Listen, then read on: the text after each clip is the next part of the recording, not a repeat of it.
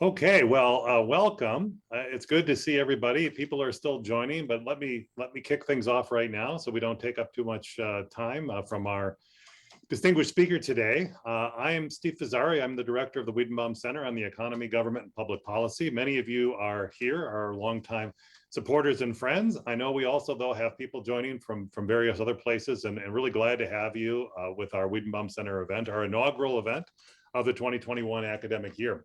It's been a challenging summer in many ways for the center, but we're glad to be back with you, still connecting remotely. I think at this time last year, we thought we would have been long in person by now, but Delta variants and things like that are still with us, and so we're managing. But we're going to keep our program going. And I actually just want to take a few minutes before we start up to talk about the first part of our fall program, because we have a pretty exciting lineup for you. On Monday, September 13th at noon, we'll have our series of monthly policy lunches. We have speakers lined up to talk about Afghanistan, of course, also to reflect on the 20th anniversary of the 9/11 attacks. And yours truly will give you a bit of an economic update about inflation and interesting things that have been happening in the economy over the summer. We also are happy to co-sponsor a Constitution Day event with the law school. That's on September 21st at 5 p.m. Our own Greg McGarry and Lee Epstein, who you've heard at Wiedenbaum Center events over the years, will be talking about the Supreme Court cases, some that decided, some that are coming up. And also, we're excited that New York Times law expert Adam Liptak will be joining this panel as well. So it should be a really interesting discussion. On October 7th at 4 p.m., we're partnering with Washington University's new Center for the Study of Race, Ethnicity, and Equity to welcome Danielle Allen from Harvard University. Professor Allen is well known for her work on justice, citizenship, and democracy. Oh, it was months ago I heard her give a little talk on NPR, and I was just blown away. She's just terrific, and I was really excited that we were able to bring her to the Wiedenbaum Center. So I'm really looking forward to this event about a month from now. The registration for all these events is on the Wiedenbaum Center website, and those of you who are on our mailing list will get emails about these things going forward. So I think we have some really good stuff. There'll be more later in the fall, but I won't take too much more of our time now marketing our future events.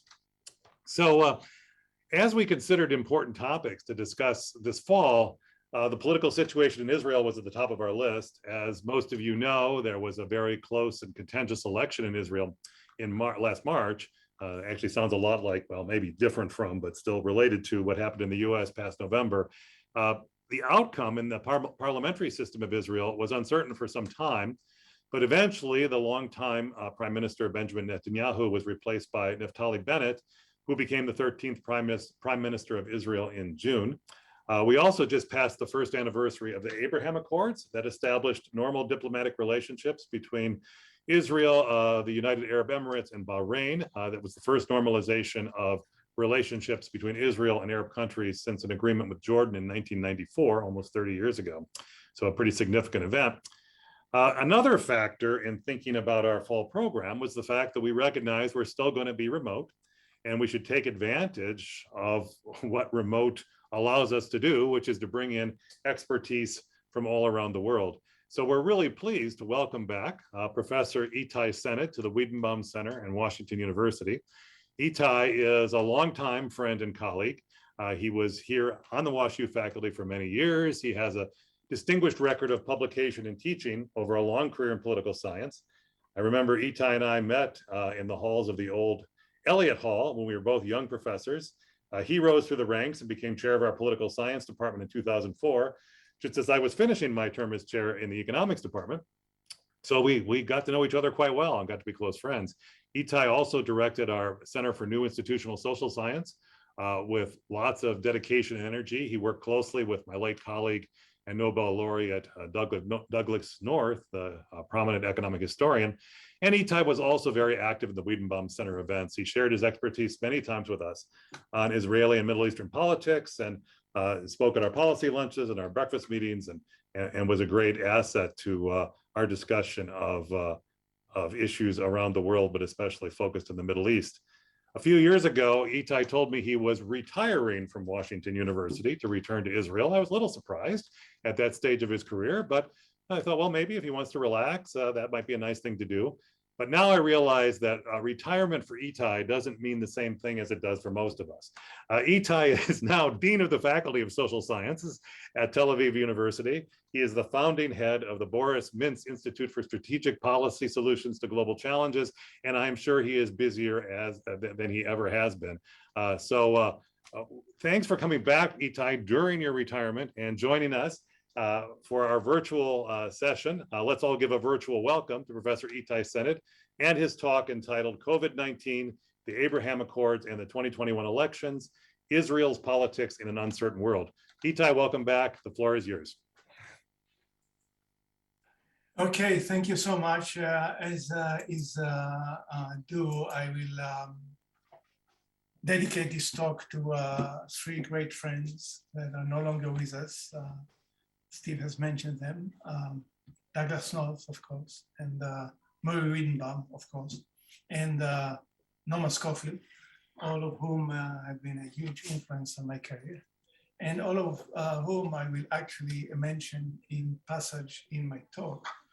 I should point out, and I think still we should be careful, because every time you invite me to talk, something major happens. So after I was invited to talk, you know, the Afghan thing broke out. So I put a couple of slides on the Afghan issue as well. I understand that you have a special talk on Afghanistan later, but I thought it would bring things to focus and explain things better. So this is the world.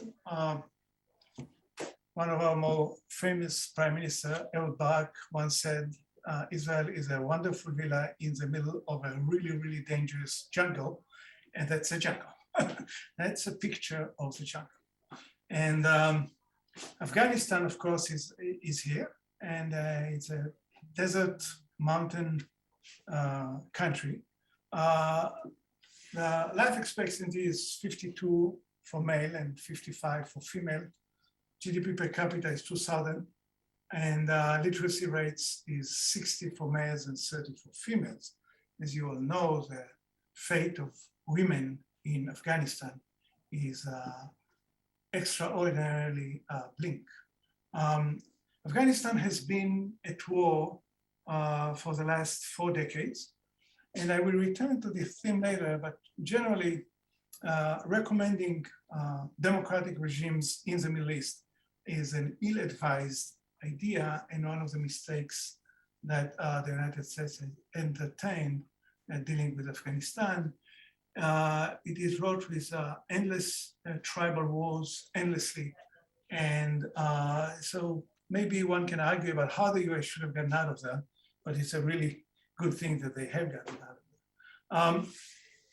This is Iran, a neighboring country. It is very easy to think that, okay, Afghanistan, Iran, now they'll all be against us. But as I've done in previous talks, these countries fight each other more often than they fight anybody else. So the Afghans are Sunni and the Taliban are Salafi. The Sunni are usually regarded as more moderate. The Iranians are mostly Shiite. The war that they have raged in the Middle East for the last 40 years as well, much more successfully, by the way, than Afghanistan, is about the dominance of the Shiite faction in the Islam world. So they don't see eye to eye, and they are very unlikely to join forces against anybody. The GDP in Iran is $12,000, but has gone down 30%. This is a very rare event in modern world among countries since 2011. Life expectancy is pretty good. So is education relative to the region. Literacy rates are rather small. Iran has been known to have waged a very famous war between 1980 and 1988 against Iraq. And again, it's a religious war. The leadership of Iraq was Sunni. Iran is Shiite. There is a large segment, probably the majority of Iraqis are Shiite, and the Iranians were trying to topple the regime to get the Shia in power. Eventually,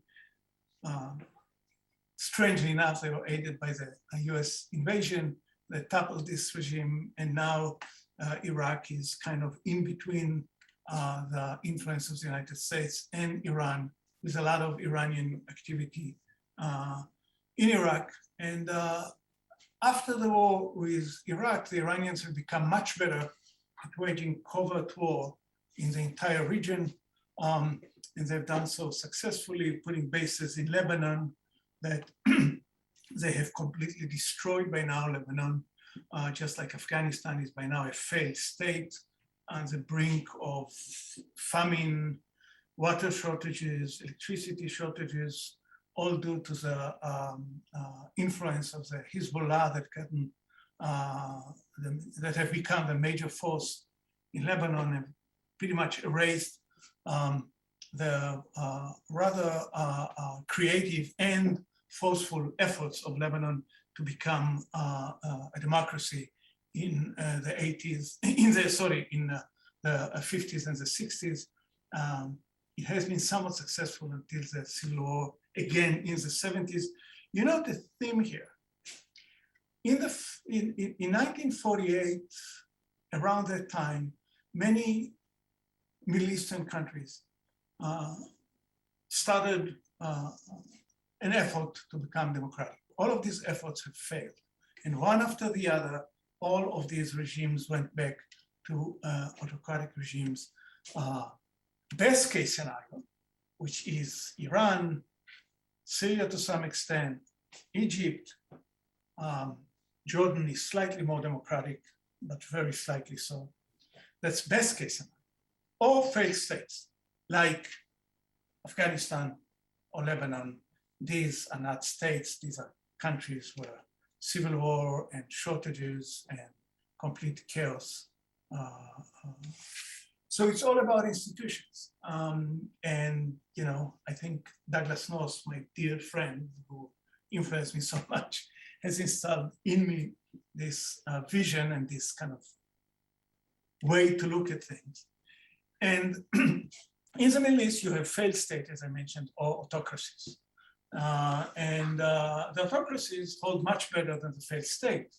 You also have the example of Libya, and more generally, many Yemen, a very long list of failed states. The better off countries are autocracies like Iran, who has been able, as we saw by the numbers, to rule over its citizens somewhat effectively. This is Israel. It's going to be very hard for you to find it on the map, but it's right here. It's really tiny, yet it is regarded as the 8th or 9th superpower in the world, having to do with its contribution to the high-tech industries, to cyber warfare, more generally, contribution to warfare, and most recently, of course, its very important contribution to the analysis and understanding of the COVID-19 and some ways of dealing with this very tragic. So Israel is the only democracy in the region. Again, there have been some countries who have been trying. Jordan is probably, to this day, the closest. They do have a parliament, even though the king rules by his army, and the parliament is really kind of a show of respect to the West more than a true institution. But it is interesting to note that the entire region is so wrought with uncertainty that is basically the daily reality of the region. And you know, that has been kind of the big miscalculation of the Obama administration when in 2011 they have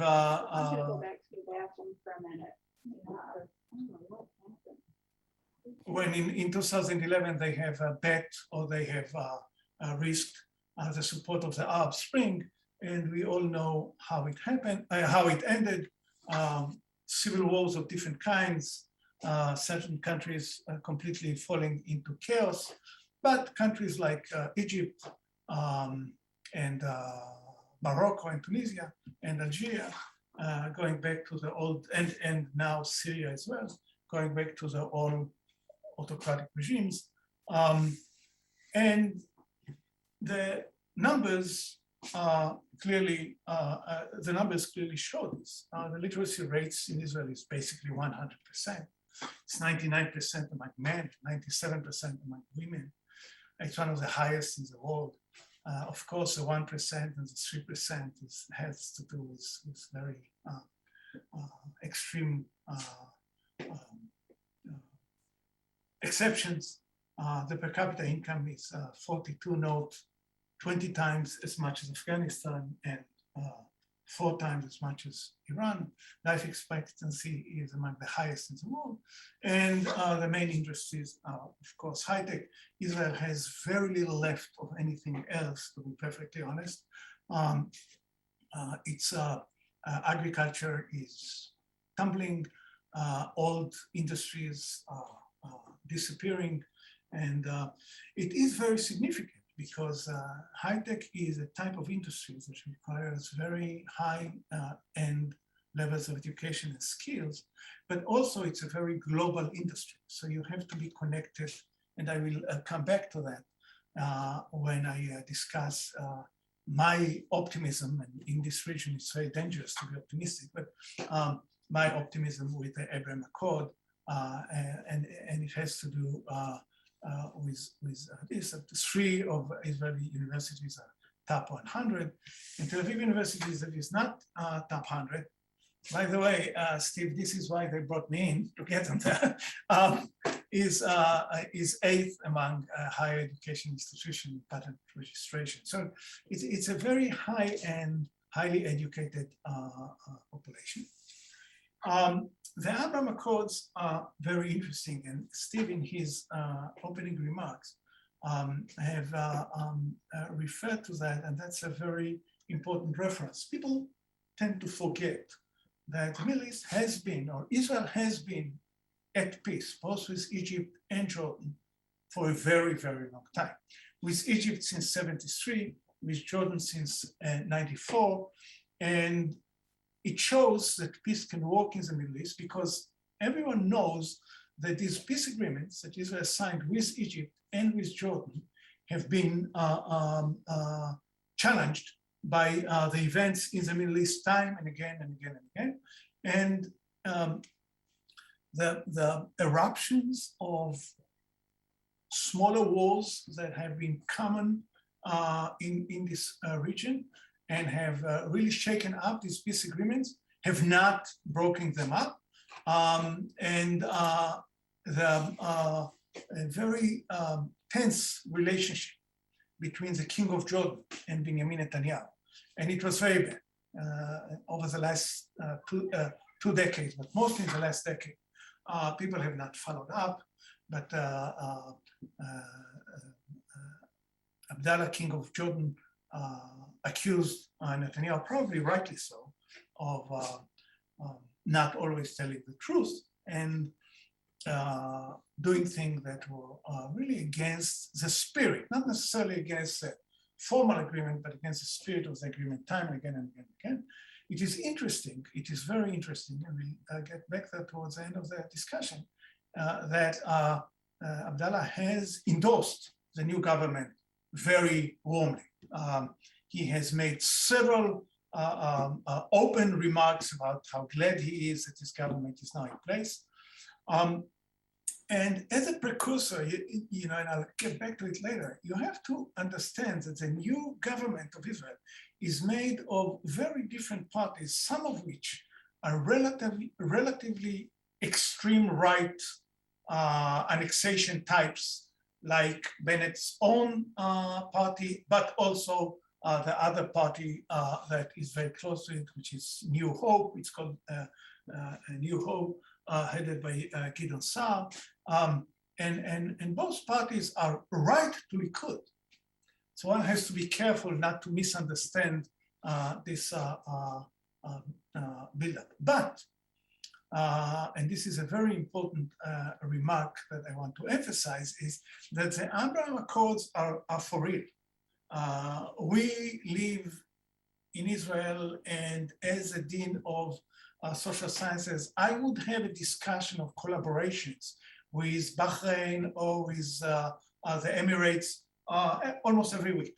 Serious, high-level discussions of collaborations with research centers, joint programs in teaching, and it's kind of relatively straightforward to explain. For one, all of these countries have one common enemy. And even if the Emirates or Saudi Arabia sometimes make approaches toward Iran and seem to be their friends, don't let it fool you. That Iran is the kind of really dark elephant in the room. And these countries are very worried, and they are somewhat confident that the Abraham Accord will help them deal with this very threatening phenomenon. But most of what we do as universities in regards to these accords are exchanges of technology, just like similar agreements that these countries have with the United States. Universities join forces for joint programs. And Israel has an advantage over the United States, and that is that it's really close by. It's about an hour and a half, 2 hours flight, and researchers. And I think the president of Tel Aviv University has visited one or another of those countries already 4 or 5 times, and they have visited us. And many Israelis go there on vacations and tourism and whatnot. And it's just, actually, most Israelis will tell you that it is a much warmer peace than with Jordan and Egypt. Israelis do not often go to Jordan or to Egypt for tourism. When they do, they tend to restrict themselves in Egypt to the pyramids and some other very important sites. They land in Cairo, they take buses, they go to the historic sites, they go back to their hotels, and they fly back to Israel. In the Emirates and in Bahrain and in Morocco, that is now joining, and Tunisia, that is now joining this trend, they would just go on trips exactly like they go to the Czech Republic or France or Italy. They would spend time, they would hang out in the streets, and so on and so forth. So it's a much warmer peace based on the mutual enemy, but also on the interest in mutual tourism and business. It's all about business, and as long as it stays that way, it will probably stand. And the countries have a lot of business to do. These countries are very rich countries. They can pay for the very advanced technologies that Israel can sell them. And that's a big part of what it is all about, including the relationship with the university. Oops, what happened? Okay, there. Now the COVID-19, just like everything else, has actually given it a jump. Even though the COVID-19 is a very frightening pandemic, it actually stabilized the region in the sense that when people oftentimes overlook the fact that governments and citizens have an agreement, the so-called social contract, and the social contract holds as long as both sides need each other. And when COVID-19 hit us, the citizens really need the government, and the governments really need the citizens. And so it tightens the hold of the social contract, and therefore of the government and of the citizens. But Israel has a lot to offer in terms of knowledge and understanding. It probably has the best data set in the world, because Israel's health system is built on single provider with a very sophisticated HMOs. And the HMOs have all the data on every individual in Israel since birth till death, and it is all centralized and accessible. And so you can really get in, look it up, what works, second shot, third shot, this kind of disease, this kind of disease.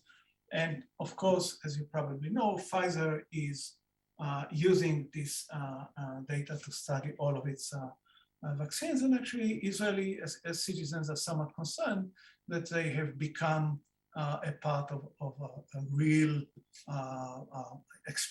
human experiment. And that's just the truth. The entire country has become a human experiment in. So how did Netanyahu lose power? Well, very much like Trump. And it's a very famous, I won't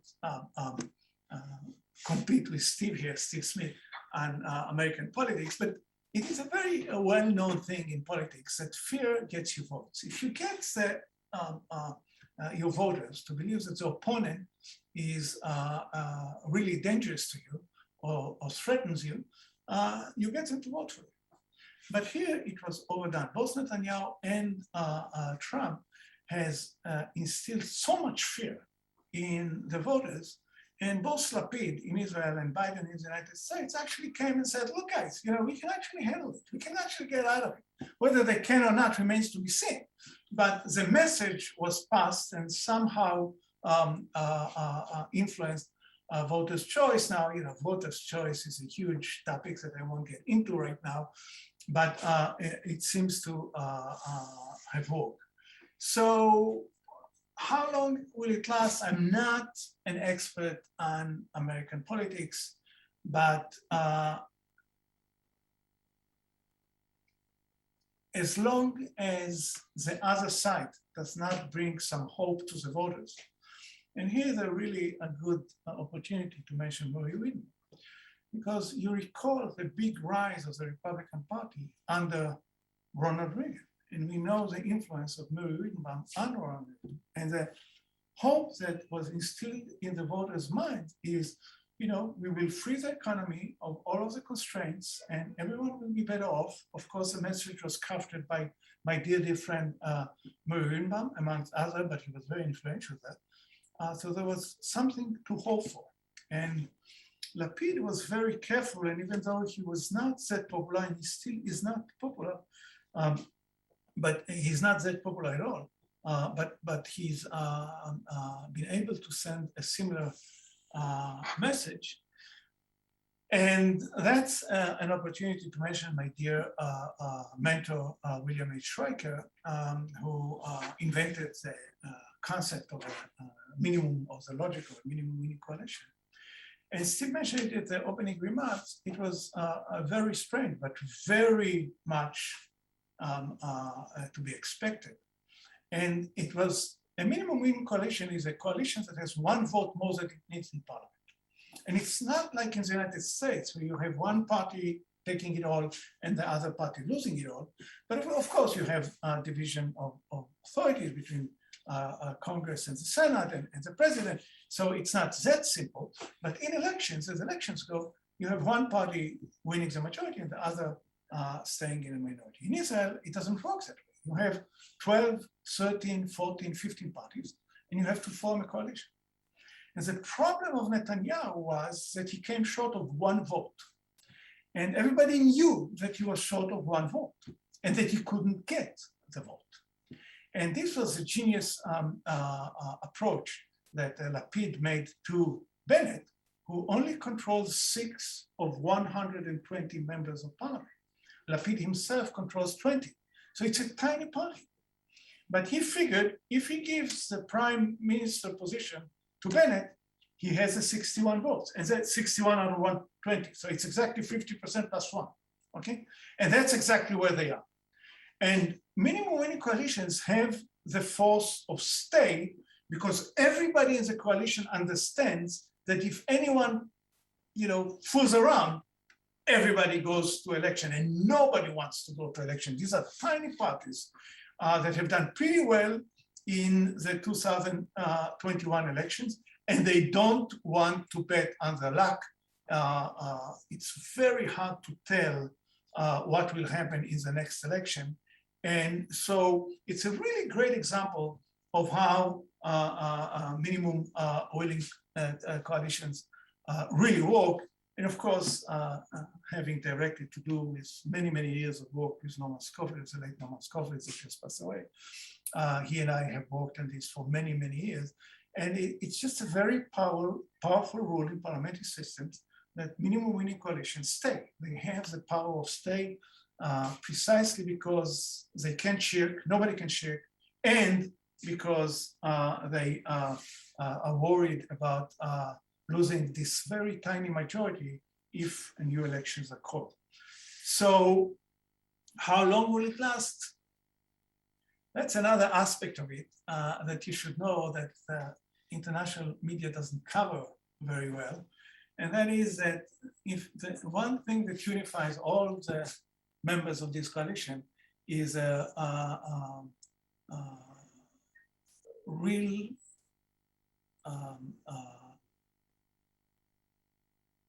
both conceptual but mostly personal dismay of Netanyahu. They are all victims of his, as we call it, tricks and shticks. He has been able to trick them one by one to join him and then to turn around and pretty much destroy them as politicians. And if you look at Gantz and Saar and Bennett, they have all, and Lapid, of course, they have all joined the Netanyahu government over the last 15 years or so, only to be thrown out like leftovers from a bad meal very shortly thereafter. And they eventually learned the lesson. And so that is a very powerful force that holds them together. So, you know, will Netanyahu leave or when will he leave? He is under a very high level legal pressure, but truth must be told that the case against him are weak. And so it is somewhat likely that he will strike a deal with the prosecutors. And once he does that, and the deal is well known, he needs to step down at the head of the Likud, and the prosecutor will drop much of the allegations, and they will work out some deal, and he will do community work instead of prison time. And everybody knows that this is a deal that is easy to get to, amongst other, because the case is not very strong, and the prosecutor is not very eager to spend 2 years in court, losing little by little, and they already are losing little by little as the strength of the case. So that could very well be, and if it does happen, then the coalition will not hold together for very long, because Likud is the largest party. So as coalition theory goes, the largest party has the best opportunities to form coalitions. They have the advantage that they have to pay less members than smaller parties. So right now, each member of the coalition has to get a lot to stay in. But the Likud is as big as about 3 of these parties. And so while right now they have 7 parties in the coalition, if the Likud form the coalition, then they only need 3 or 4 more partners. And that is likely to happen, with a caveat that if elections are called, and if Netanyahu does not lead the Likud, then the Likud is going to drop significantly, but not below staying still the biggest party. So what we have here is, you know, we have a region that has always been wrought with war and civil wars and transnational wars, and it is getting peaceful because there is a lot of money in the region, and there is a lot of fear in the region. And so there is this coalition of the Abraham Accord that seems to hold and to be promising. Afghanistan is not an interesting country for international affairs. and has been made such just by a series of misunderstandings. It's not a power to reckon with. Iran is. Iran is a very significant threat. Of course, it is borderline nuclear by now. Different experts give it anything between 2 to 4 months to be able to produce a nuclear bomb. And neither the US nor Europe nor Israel can afford it. So that's a major issue, but also the destabilizing effect that Iran has in Yemen, in Lebanon, in Syria, in Turkey, and in many other countries. It's just a major regional threat. And recently, those of you who have followed, there has been quite a few incidents in maritime trade, which is a major issue economically, and the economy cannot afford, especially the economy of the region, the sea ways to be threatened. And so it's a really, the Israeli government is likely to continue and govern in spite of all the criticism because of the fact that they are so different ideologically. They end up just helping citizens to deal with COVID, to deal with the economic challenges that come with it, to advance the Abraham Accords for the economy. And so, again, I talked in the beginning about the social contract. The social contract is stronger. Israeli citizens are relatively happy with this government. Of course, they still long to the Netanyahu government, kind of a mystic longing to government that will probably never return. If Netanyahu decides to strike a deal, then new elections are very likely, and then it's very hard to tell what will happen. So I think I was giving 40 minutes, and I think I'm just on time. Thank you, Itai. That was remarkable, actually, in many respects. Just right on time, especially since I took about 5 minutes at the beginning to chat away about the Wiedenbaum Center. Thanks for this really interesting, broad talk, not just about Israel, but what's going on in the region, which is, of course, great interest to citizens of the world, and in particular, citizens of the United States, and in particular, the audience of the Wiedenbaum Center. So we have a few questions in the chat, and I have a few thoughts too. I think one thing that came up, and it was the first question that Autumn Zhu asked in the chat, is, at least from my point of view, a bit stimulated by the US experience. So, we have this very, very closely divided government in the US. Biden's president, the Democratic Party, the Senate is 50-50 with Vice President Harris as the tiebreaker, one vote effectively. The House is very, very, very close too. Is it, you suggested in your concluding remarks that actually it's working okay. I mean, what kinds of challenges does it pose for governing to have such a small coalition? Here in the US, it seems like it does lead to quite a bit of gridlock, maybe less so in Israel's system? Absolutely. That's exactly the difference between the system in the United States and in Israel. It has some strengths, it has some weaknesses. Israel is one of the purest parliamentary systems in the world left. And in a pure parliamentary system, the coalition, no matter how narrow it is, rules. And it cannot, and it isn't and cannot be challenged by parliament because it rules by the voice of parliament.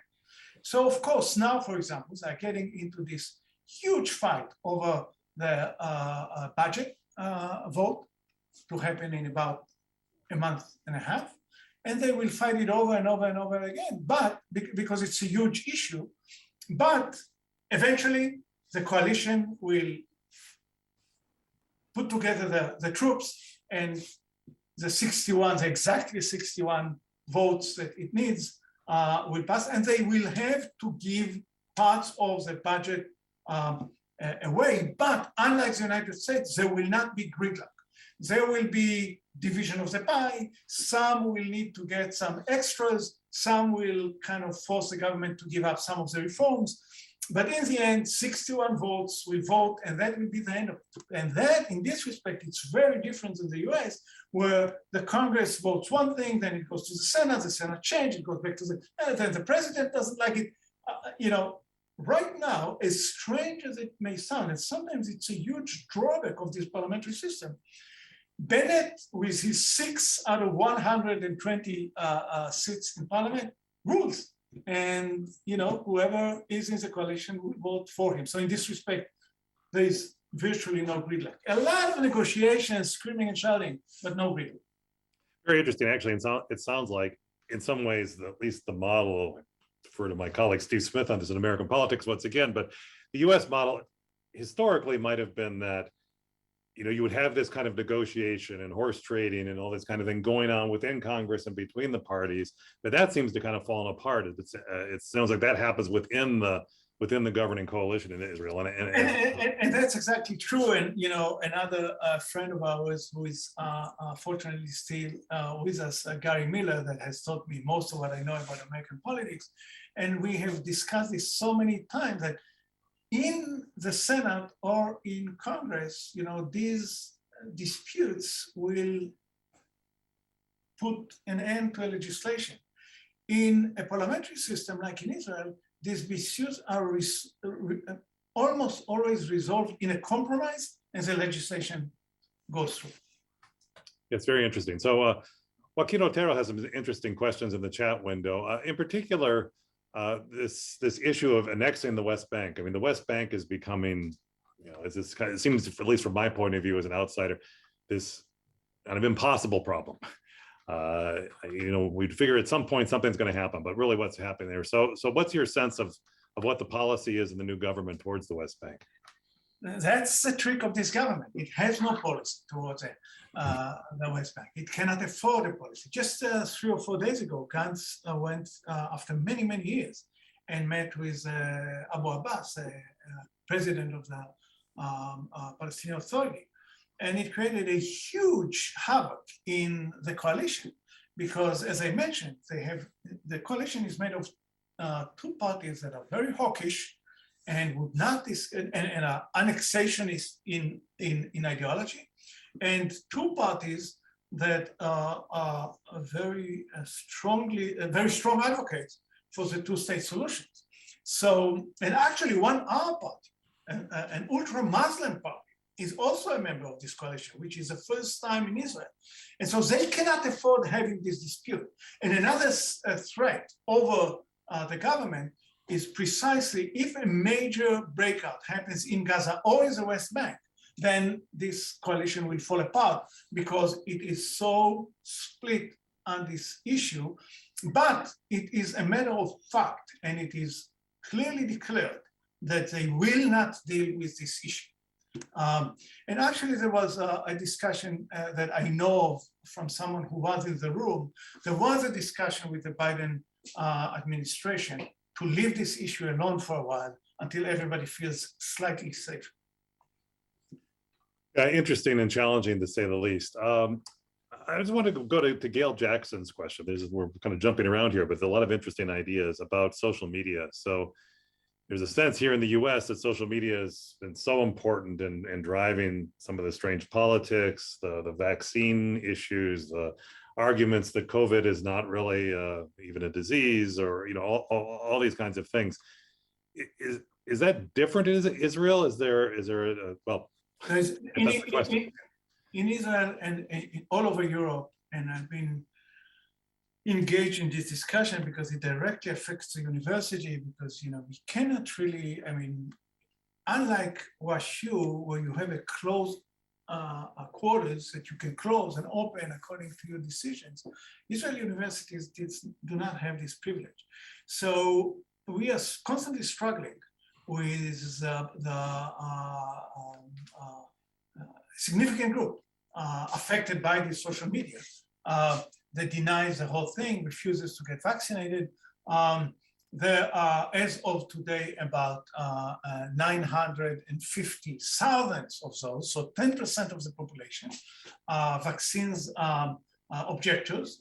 And there is more and more accusations and I must say it with a grain of salt because it's not clear that this is the case, but there are more and more accusations that the current wave is due to those who refuse to get vaccinated.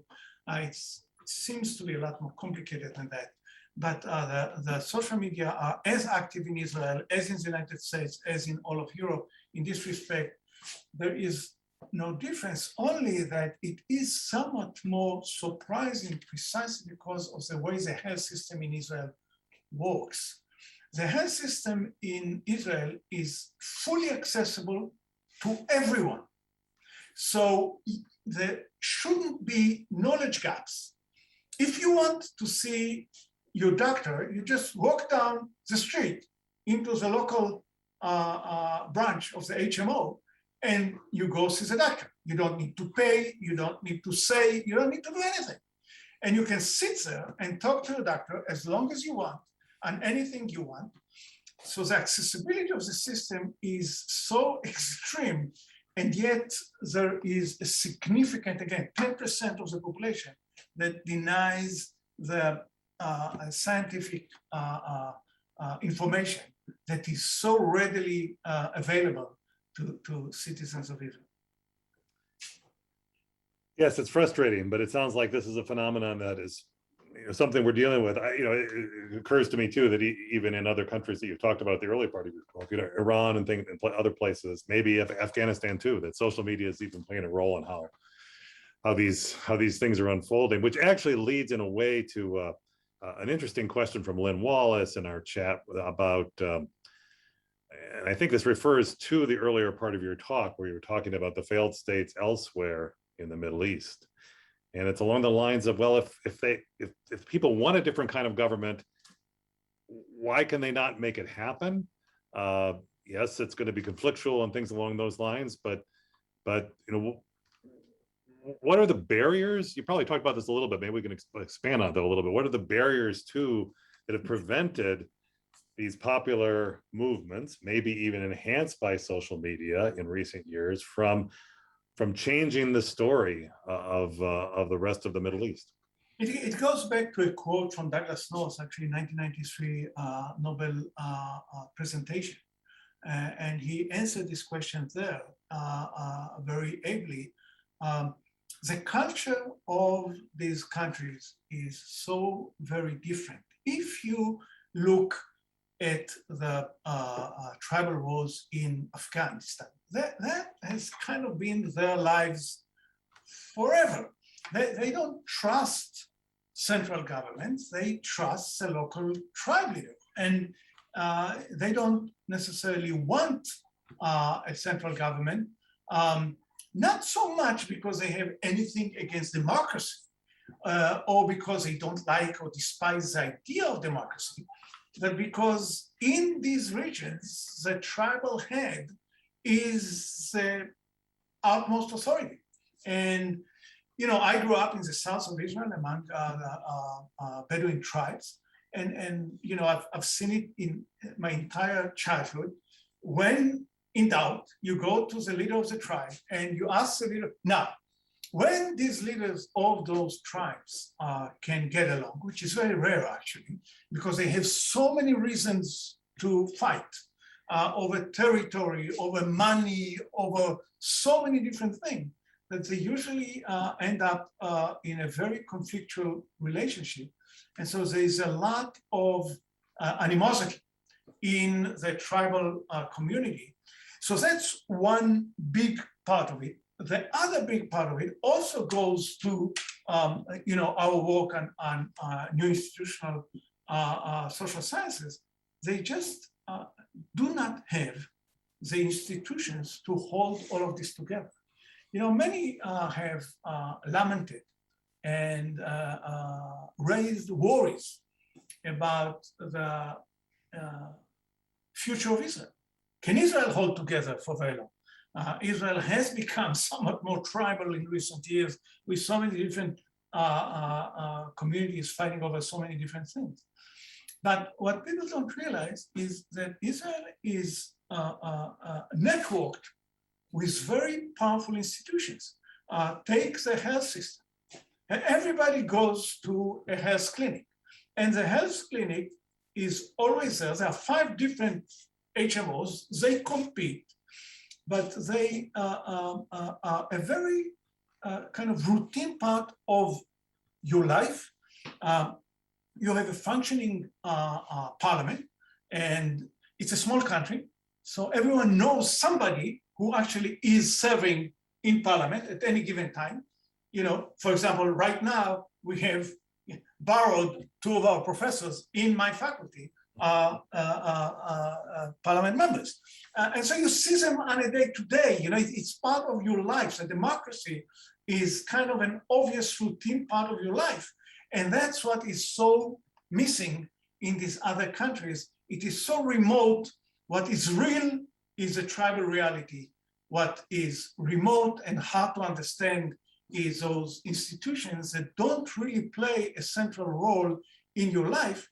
And so when the Arab Spring started, everybody got excited, but they didn't know how to do it or what to do with it. And that's how it fell apart. It's interesting that you also mentioned earlier in your talk about the Sunni Shia divide, which seems to also be in a way related.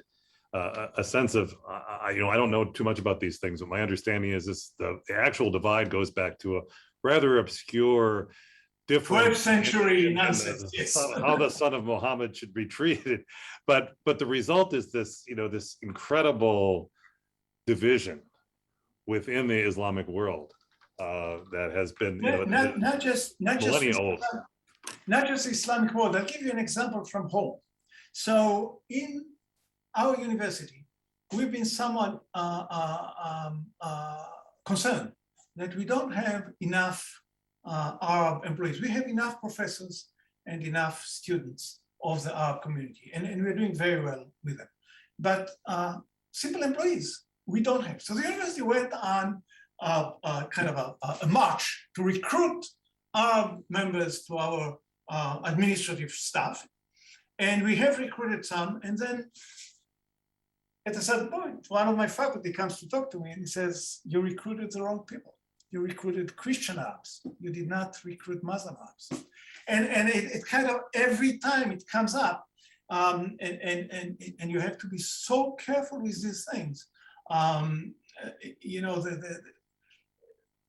Right now, for example, we have this tremendous wave of crime in the Arab community. And most of the time they're killing each other. They're not really a threat to the Jewish community, they're killing each other, but for the same reasons. It's one head of one family fighting with a head of another family.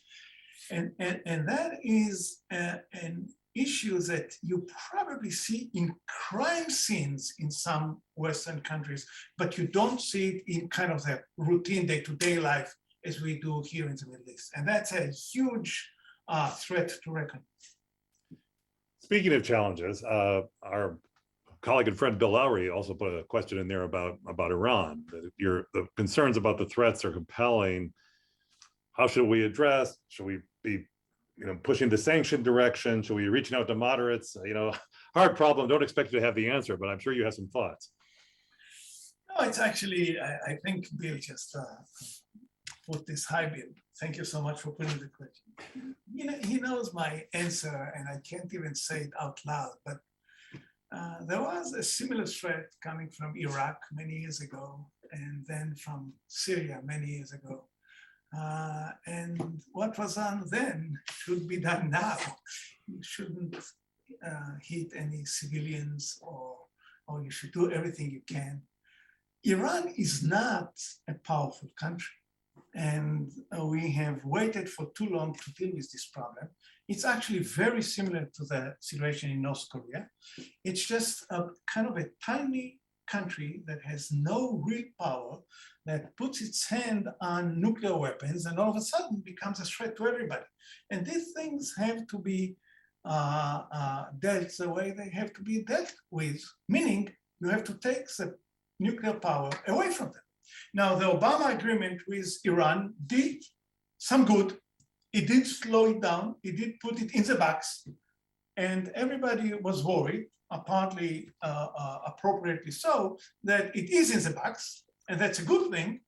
But the box can always be open. And once Trump pulled away from the agreement, the box was opened, and the situation is very dangerous. And you can blame Obama for his agreement. You can blame Trump for his retreat from the agreement. But the white elephant is in the room. They have nuclear capabilities, and it is very dangerous for these countries to have nuclear capabilities. And that has to be dealt with by removing the nuclear capability in whatever way. You can do it in a peaceful way, you can do it less peaceful way, but it has to be dealt with. And my guess is it will be dealt with very soon, because Iran is getting awfully close and no one can afford a nuclear Iran. And I hope we have learned the lesson from North Korea. So I think that everybody understands that something has to be done with it. And my guess is it will be. Yeah, challenging as we go through it. So we're just about out of time. I think there's at least one more question in the chat. I mean, I've gotten to everyone. I apologize. It's a little hard to monitor this and also listen to our interesting speaker at the same time. But there is this question about China. Obviously a focus here in the U.S. of rising Chinese power and rising Chinese economic influence and very different kind of political system than we see in what we broadly would call the West and Israel. So how does China play into the Middle East? It's a big question for 2 minutes, but yeah, you can handle it. This is a question I'll probably leave on the table for the simple reasons that we don't know. China can play a very constructive role. In particular, something that some of my audience may not know, China has taken over the seaways. And China is doing it by actually building ports all over the Mediterranean and many other parts of the world. And so it has a very clear interest to keep the seaways open. And so I've mentioned the threat, the Iranian threat on the seaways. And so that's a very positive role that China can play. On the other hand, the animosity between the United States and China is very dangerous for this region, because China is a supporter of Iran and it is a supporter of Russia, and Israel is finding it more and more difficult to handle these tensions, because for many years, and that is actually something to be said for Netanyahu. Netanyahu played this kind of triad with China, Russia, and the United States pretty well. He was able to kind of dance on all three weddings, with some hiccups, but and that is falling apart. The tension between the United States and China is rising. And the fact that China and Russia are getting too close together and supporting Iran is becoming a real challenge. Many, many years ago, Israel has had a similar situation with Japan. And Japan played it very carefully and very smartly and played a very conducive role in the region.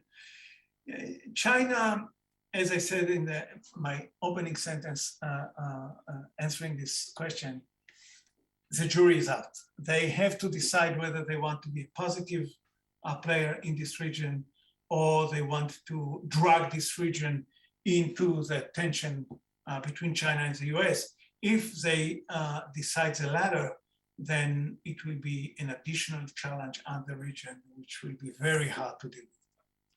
Well, thank you very much, Itai. This is it's great to see you. It's great to hear you look at the background. This is, of course, the office in Siegel Hall. Remind you of your old home. It feels like we should go out to lunch at Faux Grand. Exactly. Following this. So I will come over to visit. You're all invited to come and visit us here, whenever you can. And thank you so much for your attention. And we will talk soon. Okay, great. Thank you again, Itai, and thanks for everybody. We had a good audience today. I'd like to just again remind you our next Wiedenbaum Center event, which will be our policy lunch, is a week from Monday at noon. And you should have, if you're on our mailing list and part of our supporter group, you should be getting you have gotten, and we'll get more information about that going forward. So we have a great semester coming up. It started off terrifically well. So I'll formally end the meeting here. and look forward to seeing everyone in just a little under 2 weeks. Have a good Labor Day. Thank you.